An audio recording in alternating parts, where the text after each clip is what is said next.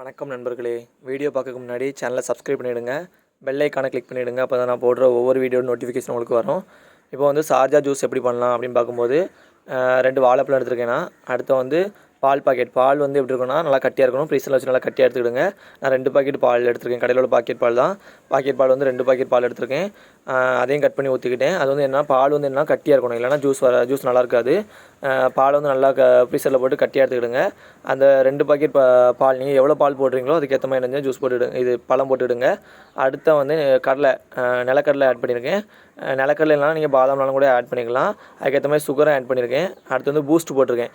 நீங்கள் பூஸ்ட் போடலாம், இல்லைனா என்னச்சுன்னா ஹார்லிக்ஸ் கூட ஆட் பண்ணிக்கலாம், ஒன்றும் பிரச்சனை இல்லை. ஹார்லிக்ஸும் நல்லா தான் இருக்கும். நான் வந்து நினைக்கிறேன் பூஸ்ட் போட்டிருக்கேன். அடுத்த வந்து அதை அரைச்சி எடுத்துக்கலாம்.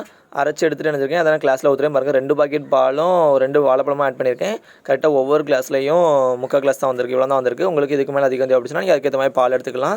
அதுக்கேற்ற மாதிரி வாழைப்பழமும் போட்டுவிடுங்க. அடுத்து வந்து அதுக்கு மேலே டெக்கரேஷன் பண்ணதுக்காண்டி கொஞ்சம் பூஸ்ட்டும் பாதாமும் கொஞ்சம் மேலே ஆட் பண்ணியிருக்கேன். அடுத்து வந்து சரி அப்போ இதை எடுத்துகிட்டு ஸ்ட்ரா போட்டு எடுத்து குடிக்கலாம்னு சொல்லி குடிச்சு சத்தியமாக ரொம்ப டேஸ்ட்டாக இருந்துச்சு. நீங்களே பண்ணி பாருங்கள் நண்பர்களே.